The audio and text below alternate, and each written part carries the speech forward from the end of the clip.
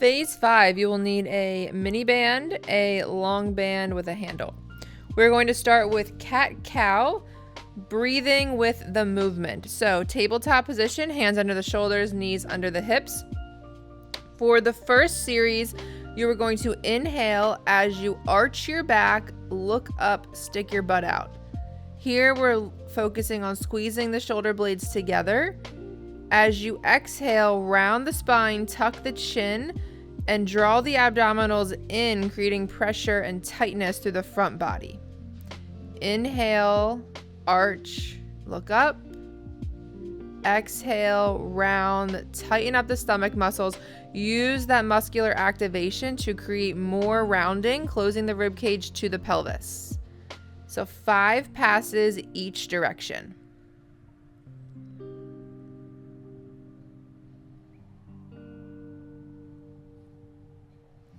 Inhale, contract the whole back body from the shoulder blades down to the lower back.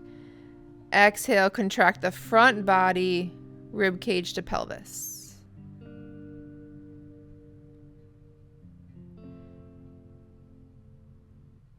After your 5th rep, pause in neutral.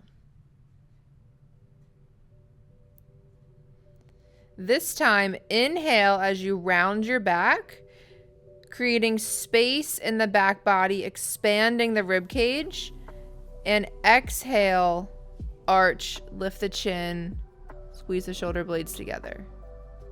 Inhale, round, separating the shoulder blades, pushing the spine up towards the ceiling, creating space, and then exhale, arch and extend. 5 reps each direction.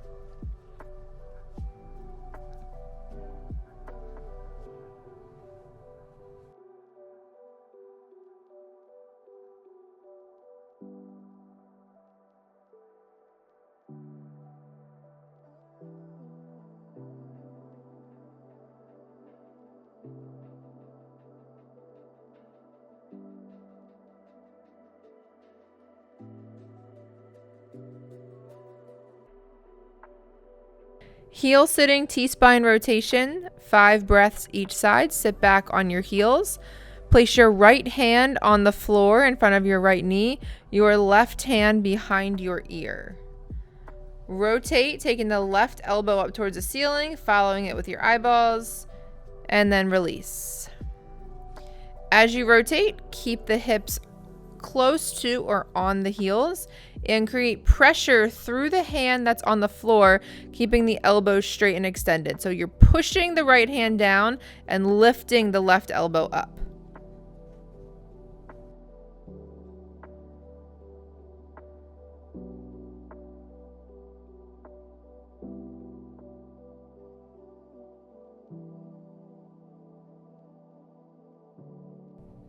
Switch sides, right hand behind the ear, rotating to the right, eye gaze follows. Remember, for all of these mobility exercises, you're looking to create more movement than what you already have, not just speed through your current limitations.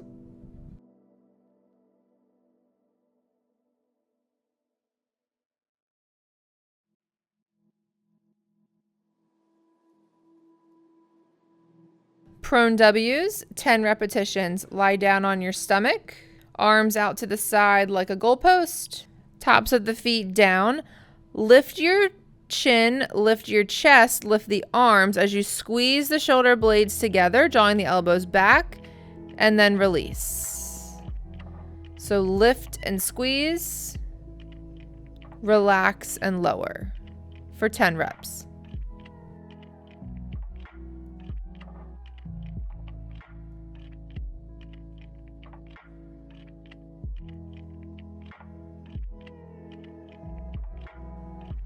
As you lift, you want to keep your eye gaze just slightly on the floor out in front of you, avoiding lifting the chin and tilting the head all of the way back. You want to keep a neutral neck, and keeping the eye gaze down will help keep your head in a good position.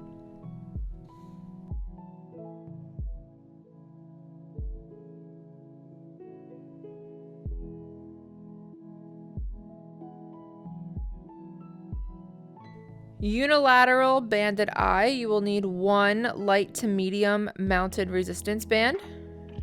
Holding it in your right hand, palm facing down, you're going to stagger your stance with the left foot forward, right foot back. And taking the right hand, pulling back towards your hip, and then releasing forward. So emphasizing the shoulder blade here. As the hand comes back, the shoulder blade comes down and back, and then you can release that scapular position as the hand moves forward, performing 10 repetitions.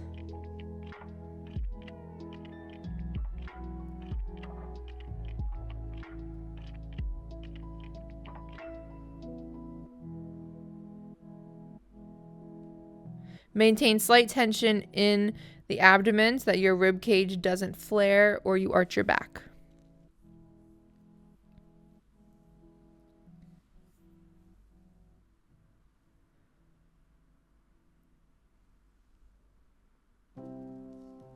Switching to the left arm, changing your foot position, right foot forward. Shoulder blade down and back as the hand comes just behind the hip, and then release forward, 10 reps.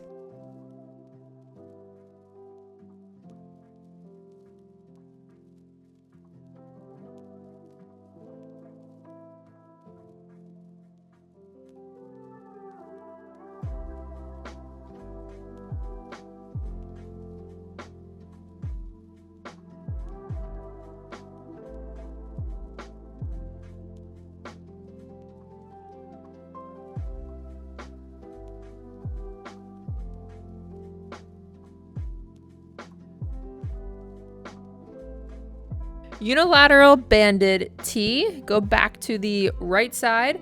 This time the arm is going to be straight forward in front of you, roughly shoulder height. Stagger your stance, left foot forward, and pulling the arm straight out to the side, bringing the scapula to midline towards the spine, and then release. So the staggered stance is going to give you more stability.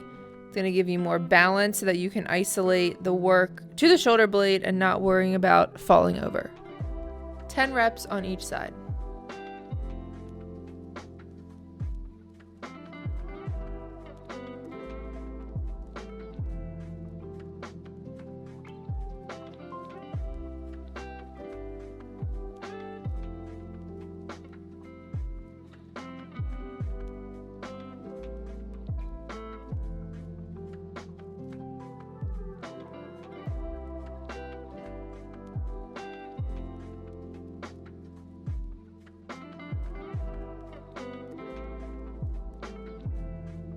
Switch hands, switch feet.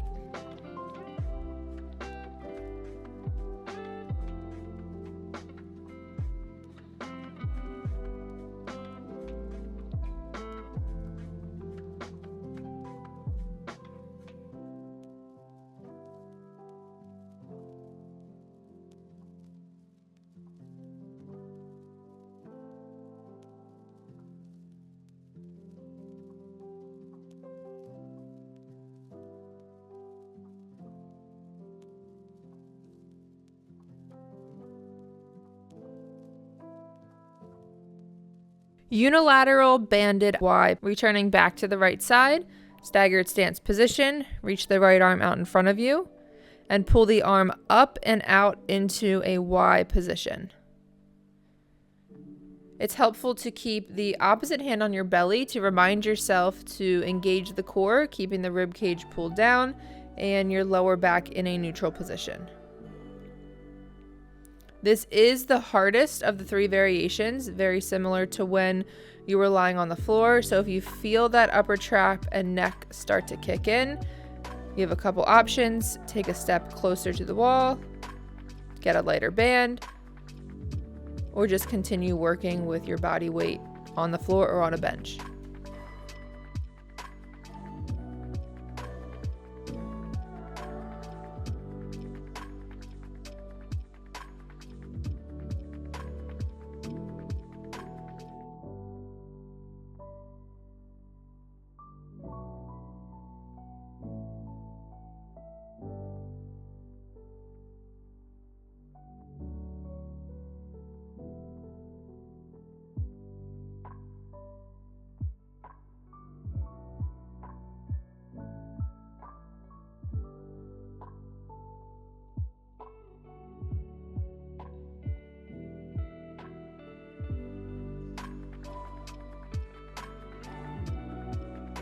External rotation, level 2 with a body turn. For this variation, you are going to start in the level 2 position, forearms stacked on top of the other. Perform your external rotation, rotating the hand towards the ceiling. From here, the right arm stays completely still. You release and disconnect those fingertips from the elbow, turn your body to face the wall, opening up into a 90-90 position. Hold this for 3 seconds, turn your body back, create your shelf, and then release the hand down. So very methodical. Step 1, rotate the shoulder. Step 2, rotate the body.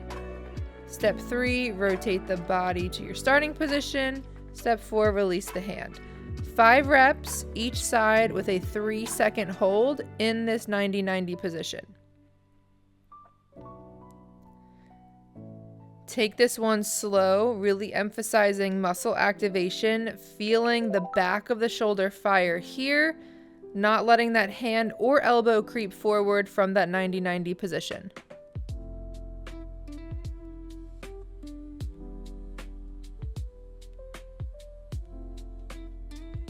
Five reps and then switch sides. And create your shelf, keeping elbows in line with the shoulder.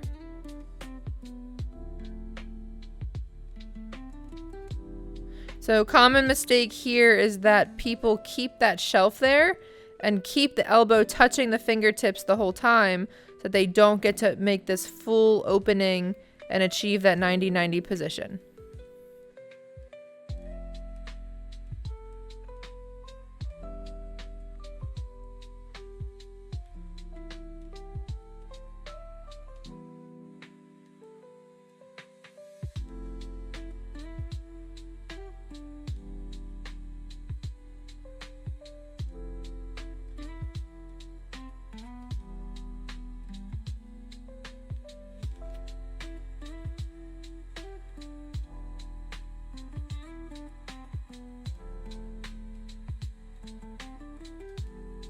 Internal rotation level 3, you will need a resistance band anchored to the wall. For this variation, you will have the band coming from behind you, facing away from the wall with your arm out to the side at a 90-degree position.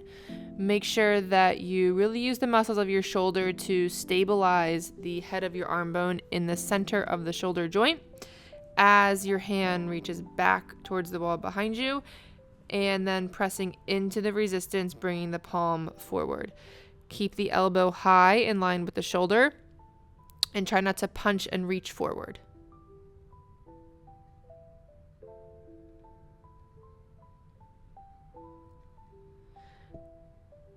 You can see here Lisa is keeping her left hand on her stomach, and that is helpful to prevent arching back. Because the resistance band is pulling your arm backwards, sometimes our tendency is to arch our back as well. So that hand on the stomach cues core engagement. Her split stance is also helpful for balance and neutral position for this exercise as well.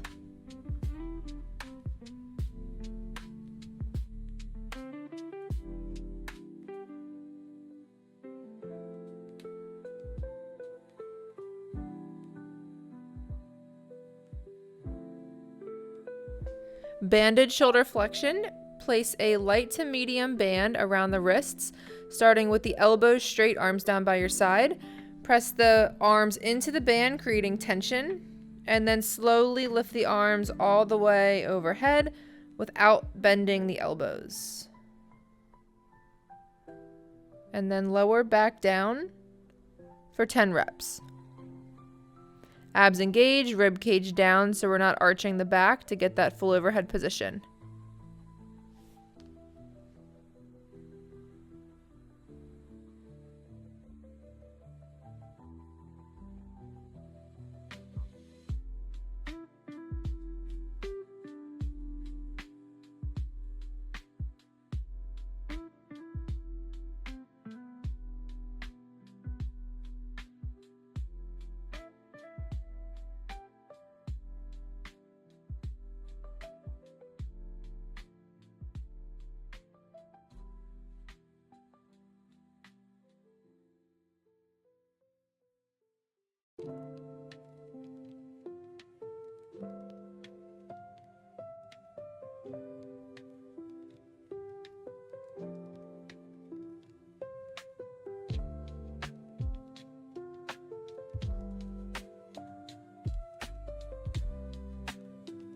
Wall facing hip hinge, 2 sets of 45 seconds. Start with your feet 2 fist widths apart, roughly 2 feet away from the wall.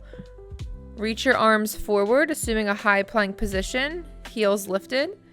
From here, push your hips up and back as your chest lowers down between the arms. You may need to adjust your feet and your hands. Press your big toe down into the floor. Keep the weight on the outer edge of the forefoot, lifting the inner ankle bones up and out. Imagine that you have a band around your knees and you're pushing them away from each other, creating tension on that band. Lift your hips up and back. Imagine reaching towards the space where the ceiling meets the wall behind you.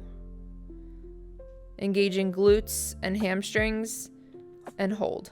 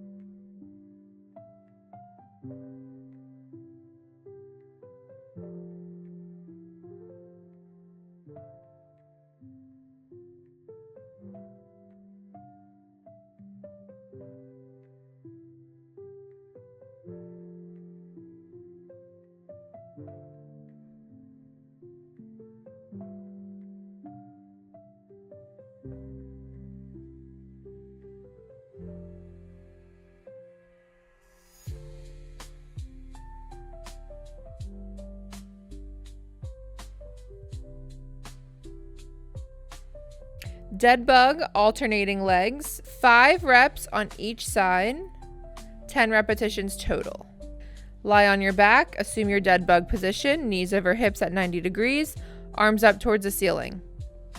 Starting with the right arm and the left leg, reach the hand and the foot in opposite directions, just hovering over the floor, keeping your core engaged, lower back in contact with the ground, coming back to your neutral starting position before you switch sides.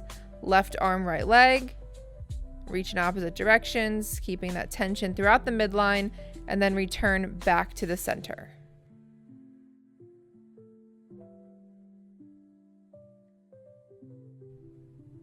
If this is too challenging, if you get lower back pain, or if you feel like your lower back is not able to stay on the floor, you can just minimize the range of motion of your leg and reach it out to about a 30 or 45 degree angle.